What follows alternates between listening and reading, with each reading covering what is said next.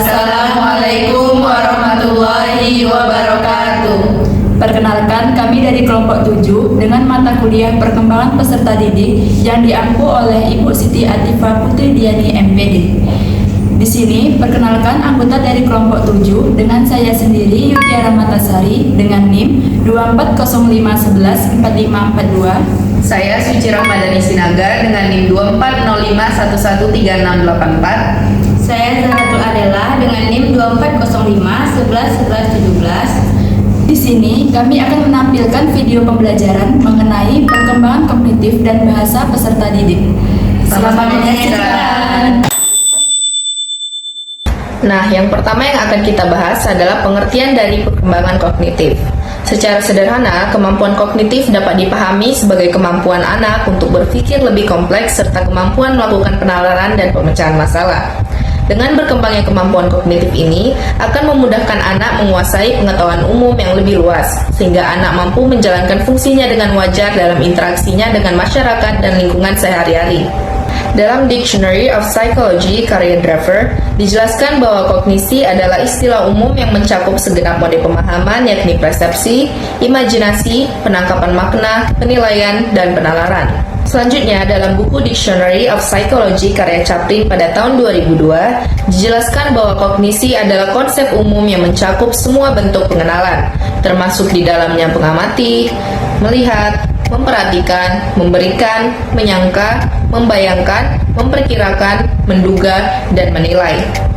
Secara tradisional, kognisi ini dipertentangkan dengan konasi atau nama lainnya kemauan dan dengan afeksi atau dikenal dengan nama perasaan. Dengan demikian, dapat dipahami bahwa perkembangan kognitif adalah salah satu aspek perkembangan peserta didik yang berkaitan dengan pengertian atau pengetahuan, yaitu semua proses psikologis yang berkaitan dengan bagaimana individu mempelajari dan memikirkan lingkungan sekitarnya. Nah, selanjutnya yaitu teori perkembangan kognitif. Teori perkembangan kognitif adalah salah satu pendekatan dalam psikologis yang menjelaskan bagaimana individu mengembangkan kemampuan dalam berpikir, memahami, dan memproses informasi seiring dengan pertumbuhan dan pengalaman mereka. Salah satu tokoh yang paling terkenal dalam bidang ini adalah Jean Piaget, seorang psikologis asal Swiss yang mengembangkan teori perkembangan kognitif yang terdiri dari beberapa tahapan. Nah, selanjutnya, dalam teori perkembangan kognitif terdapat tahap-tahap perkembangan kognitif. Tahap-tahap perkembangan kognitif manusia terbagi dalam beberapa fase. Piaget membagi perkembangan kemampuan kognitif manusia menurut usia menjadi 4 tahapan. Yang pertama, tahap sensori atau sensori motor. Perkembangan kognitif tahap ini terjadi pada usia 0 sampai 2 tahun. Kata kunci perkembangan kognitif tahap ini adalah proses decentralization. Artinya, pada usia ini, bayi tidak bisa memisahkan diri dengan lingkungannya. Pada tahap sensori ini, bayi bergerak dari tindakan refleks instinktif pada saat lahir sampai permulaan pemikiran simbolis. Bayi membangun pemahaman tentang dunia melalui pengkoordinasian pengalaman-pengalaman sensor dengan tindakan fisik. Tahap ini, pemikiran anak mulai melibatkan penglihatan, pendengaran, pergeseran, dan persentuhan serta selera. Artinya, anak memiliki kemampuan untuk menangkap segala sesuatu melalui inderanya. Bagi Piaget, masa ini sangat penting untuk pembinaan perkembangan pemikiran sebagai dasar untuk mengembangkan intelijensinya. Pemikiran anak bersifat praktis dan sesuai dengan apa yang diperbuatnya, sehingga sangat bermanfaat bagi anak untuk belajar dengan lingkungannya. Tahap yang kedua yaitu tahap pra-operasional atau pre-operasional. Fase perkembangan kemampuan kognitif ini terjadi pada rentang usia 2-7 tahun. Pada tahap ini, anak mulai mempresentasikan dunia dengan kata-kata dan gambar-gambar. Kata-kata dan gambar-gambar ini menunjukkan adanya peningkatan pemikiran simbolis dan melampaui hubungan informasi indrawi dan tindakan fisik. Tahap yang ketiga yaitu tahap operasi konkret atau konkret operasional. Tahap operasi konkret ini terjadi pada rentang usia 7-11 tahun.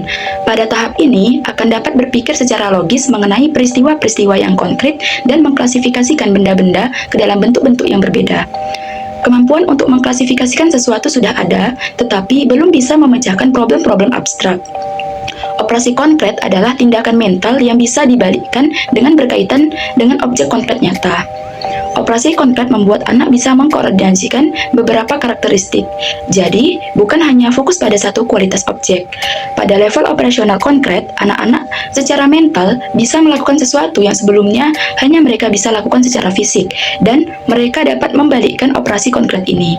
Yang penting, dalam kemampuan tahap operasional konkret adalah pengklasifikasian atau membagi sesuatu menjadi sub yang berbeda-beda dan memahami hubungannya. Tahap ini dimulai dengan tahap progresif decentering di usia 7 tahun. Sebagian besar anak telah memiliki kemampuan untuk mempertahankan ingatan tentang ukuran, panjang, atau jumlah benda cair. Maksud ingatan yang dipertahankan di sini adalah gagasan bahwa satu kuantitas akan tetap sama walaupun penampakan luarnya terlihat berbeda. Selanjutnya, tahapan yang keempat adalah tahap operasi formal atau formal operasional. Tahap operasi formal ada pada rentang usia 11 tahun hingga dewasa. Pada fase ini dikenal dengan masa remaja. Remaja berpikir dengan cara lebih abstrak, logis, dan lebih idealis. Tahap operasional formal usia 11-15 tahun.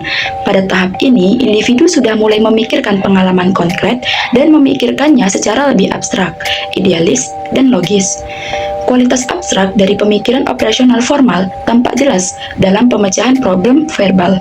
Pemikir operasional konkret perlu melihat elemen konkret A, B, dan C untuk menarik kesimpulan logis bahwa jika A sama dengan B dan B sama dengan C, maka A sama dengan C.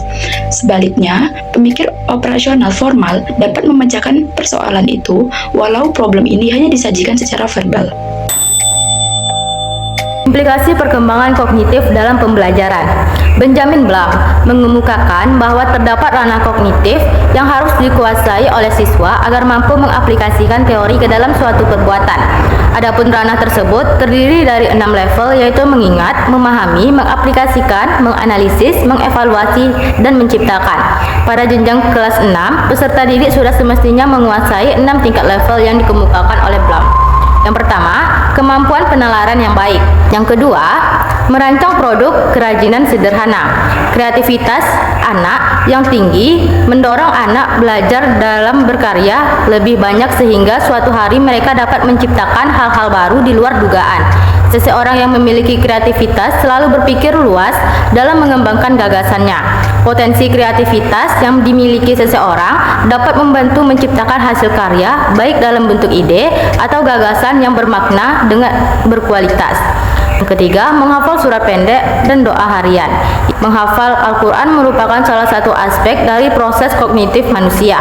Seseorang mengemukakan bahwa kognisi minimal melewati tahapan yaitu persepsi, pengingatan, generasi, ide, evaluasi, dan penalaran. Dengan demikian, kognisi anak memiliki keterkaitan berdasarkan tingkat kecerdasan individu. Selanjutnya, pengertian perkembangan bahasa peserta didik. Bahasa merupakan alat komunikasi yang digunakan setiap orang dalam pergaulannya atau berhubungan dengan orang lain, yang berfungsi juga untuk meningkatkan kemampuan intelektual serta kematangan emosional dan sosial. Penggunaan aspek kebahasaan dalam proses pembelajaran sering berhubungan satu sama lainnya.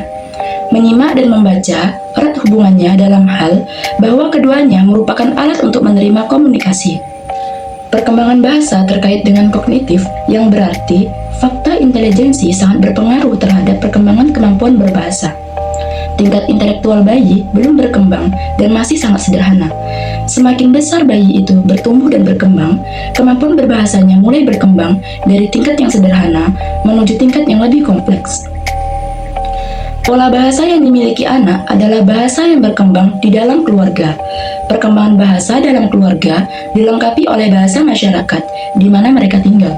Bersamaan dengan kehidupannya dalam masyarakat yang luas, anak mengikuti proses belajar di sekolah juga.